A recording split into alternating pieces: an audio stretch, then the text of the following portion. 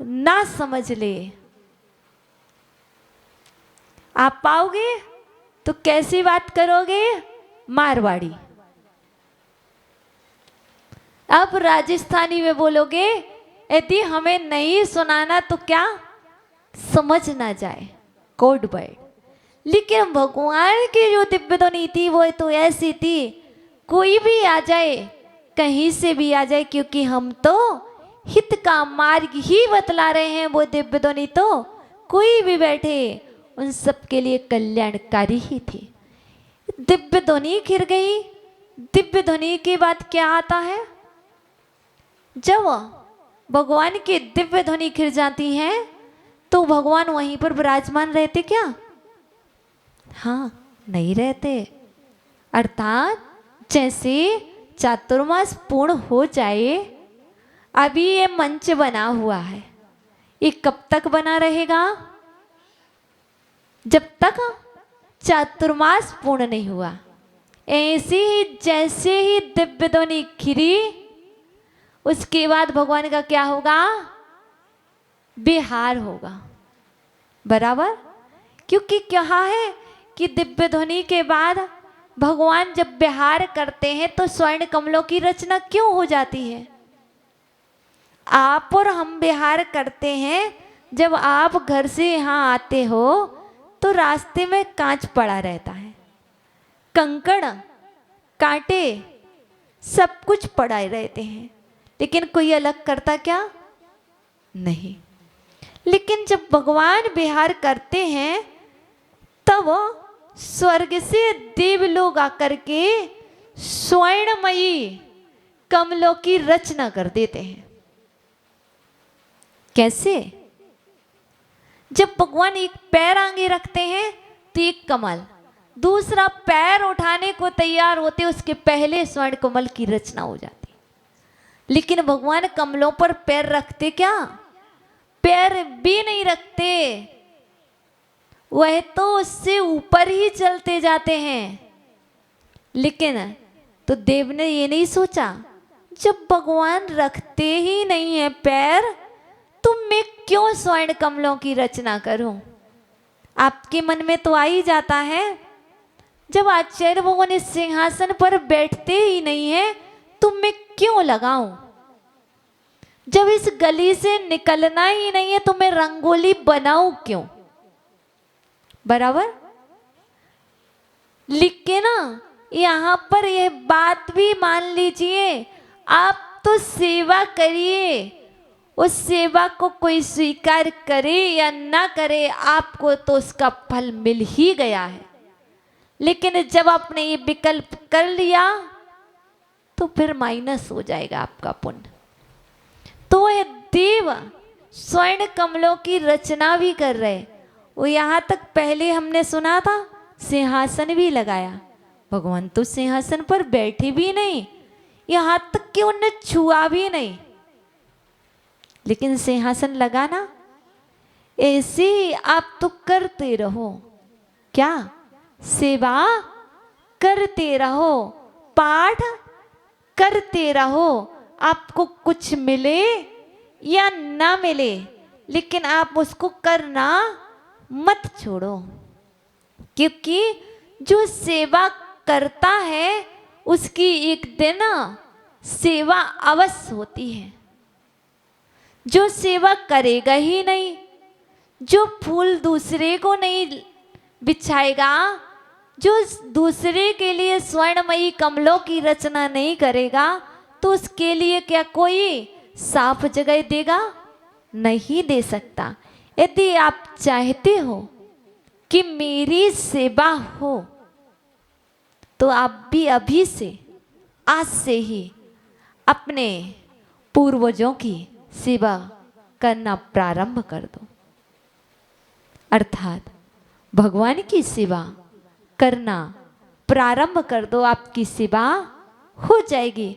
और आगे कहा है, आप जैसी विभूति तो किसी के पास नहीं है। भैया, जो आपके पास है वह किसी के पास नहीं है। क्या? क्या? जो आपके पास है वह किसी के पास नहीं है। तो वह क्या, जो समोसरण में विभूति थी वह किसी के पास नहीं है। हे भगवान, समोसरण के समय अर्थात दिव्य ध्वनि के समय अर्थात धर्म का उपदेश देते समय जो विभूति आपके पास थी वह विभूति अन्य किसी के पास नहीं है। आपसे कहा जाए तो आप क्या सोचोगे? जैसा वैभव इनके पास है वैसा हमारे पास नहीं। लेकिन भगवान ने, आचार्य भगवान मानतुंग स्वामी ने जड़ द्रव्यों से कल्पना नहीं की है, पैसों से कल्पना नहीं की है, उन्होंने तो ज्ञान से कल्पना की है।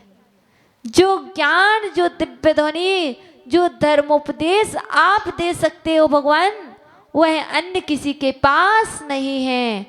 सो ठीक है, जैसे सूर्य के पास क्या होती है, जो कांति होती है वह ग्रह और नक्षत्रों में नहीं होती। जो तेज, जैसे पहले कहा था ना, जो तेज स्फटिक मणि में पाया जाता है वह कांच के टुकड़े में कहा। जो कांति सूर्य में पाई जाती है वह ग्रह और नक्षत्रों में कहा। ऐसे ही जो ज्ञान, जो विशेषता भगवान में पाई जाती है वह अन्य किसी में नहीं। इन तीन काव्य का यह सारांश है। समझना आपको क्या है, क्योंकि इसमें कहा आप जैसी विभूति अन्यों में नहीं, आप जैसी विभूति किसी के पास नहीं। अर्थात जब आप व्यवहार जगत में कंपेयर करो किसी से तो ये मत देखना कि आप जैसा बंगला मेरे पास नहीं। आप कल्पना उससे नहीं, आप कल्पना अपने संस्कार से करना, अपनी बुद्धि से करना। क्या यदि कोई गुणवान है तो उनके जैसे गुण हैं कि नहीं? धन तो है, वैभव तो है, विभूति है, सब कुछ है, क्या गुण है कि नहीं? आप अपने गुणों को देखो, धन को नहीं देखो। यदि आपको कंपेयर करना है तो इससे करो। आचार्य भगवान कहते हैं कितना ज्ञान है, कितना अध्ययन है। कौन सा अध्ययन? लौकिक अध्ययन नहीं, धर्म। कितना स्वाध्याय किया, कितनी पूजाएं की, कितना अभिषेक किया, कितनी बार आहार दान दिया, कितनी क्षमता है, कितनी विशुद्धि है, ये सबसे कंपेयर करो। मात्र धन का होना बड़ा होना नहीं है। हाँ? धन का होना बड़ा होना नहीं है तो किसका होना? सम्यक बुद्धि का होना ही धनवान होना है। क्योंकि ये मकनम्बर स्त्रोत हमें यही शिक्षा देता हम कैसे सुखी रहें। क्योंकि लोग कहते हैं मेरे पास कुछ नहीं है। सम्यक बुद्धि है ना, आप धनवान हो। यदि असम्यक बुद्धि होती तो आप धन तो होता लेकिन धन होकर भी निर्धन कहलाते। इसलिए जहां इस काव्य में लिखा है कि इस काव्य के माध्यम से इतना धन मिलता है तो आचार्य भगवान कहते हैं बस यही धन प्राप्त कर लो कि मेरी जो बुद्धि है अच्छी हो जाए। भगवान मुझे कुछ नहीं चाहिए, मुझे पैसा नहीं चाहिए, मुझे बंगला नहीं चाहिए, बस इतना चाहिए कि मेरी बुद्धि सम्यक हो जाए तो सब कुछ अच्छा। यदि बुद्धि असम्यक रहेगी तो कुछ भी अच्छा नहीं है। इसलिए आप अपनी बुद्धि को चेंज करने का प्रयास करें, आप सब कुछ अच्छा हो जाएगा। पूज्य गुरुवर ने तो यही कहा है, कुछ मत मांगो, भगवान से कहो भगवान वह बुद्धि देना जिससे हम सम्यक मार्ग पर चलते रहें, जिससे हम स्वाध्याय करते रहें, जिससे हम अपनी आत्मा का कल्याण करते रहें। यही सबसे बड़ा धन है, क्योंकि जिन्होंने सब कुछ का त्याग किया है, सम्यक बुद्धि के बल पर ही समोसरण की रचना होती है। सम्यक बुद्धि के प्रभाव से ही समोसरण जैसी विभूति प्राप्त होती है। उसके बाद भी भगवान ने उसे स्वीकार नहीं किया है।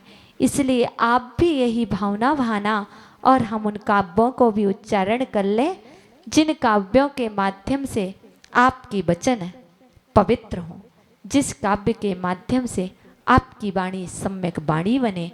तो वह काव्य है स्वर्गा पवर्ग गम मार्ग विमार्गेणिष्ठ सद्धर्म तत्व कथनैक पटुस्त्रिलोक्य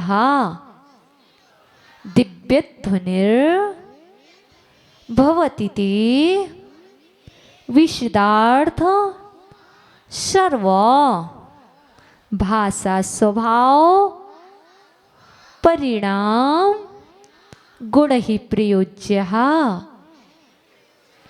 स्वरिका पवर्गे गमि मार्गे विमार्गेणिष्ठ